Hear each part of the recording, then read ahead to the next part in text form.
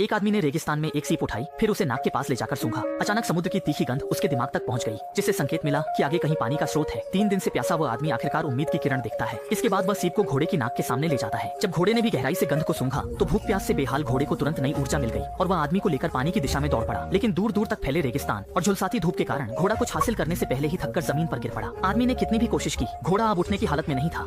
उसकी धड़कनों के साथ इस पल आदमी को हालात की गंभीरता का एहसास हुआ। बिना सवारी के इस विशाल रेगिस्तान से बाहर निकलना उसके लिए असंभव सपना था। उसे पता था कि अगर घोड़े को थोड़ा पानी मिल जाए तो वह फिर से फुर्तीला हो सकता है, लेकिन वह कुछ कर नहीं सकता था। अपने कई सालों के साथी घोड़े को तकलीफ में देखकर उसका दिल टूटा। आदमी ने पिस्तौल उठाई और घोड़े के सिर पर तानकर ट्रिगर दबा दिया। इसके बाद जिंदा रहने के लिए उसे अकेले ही जीवन के स्रोत की तलाश में निकलना पड़ा। लेकिन दोपहर के करीब सूरज और भी ज्यादा झुलसाने लगा। ज्यादा दूर नहीं चलने पर ही आदमी लगभग बेहोश हो गया और उसकी नाक भी इतनी सूख गई थी कि लगातार खून बहने लगा। इसके बावजूद वह घबराया नहीं, बल्कि उसके चेहरे पर खुशी झलक उठी, क्योंकि उसे जिंदा रहने की उम्मीद नजर आई। वह तुरंत आगे दौड़ा। उसे लगा शायद उसकी आंखों का धोखा है, इसलिए वह एक पल ठिठका। लेकिन जब उसने देखा कि थोड़ी दूरी पर सच में एक पानी का तालाब है तो वह अपनी खुशी रोक नहीं पाया। उसके मन में आया कि शायद भगवान ने उसे अभी छोड़ा नहीं है। लेकिन उसने कभी सोचा नहीं था कि जैसे जैसे वह तालाब के करीब पहुंचा उसकी उम्मीद उसकी और आखिरकार उसने आसमान की ओर गोली चला दी।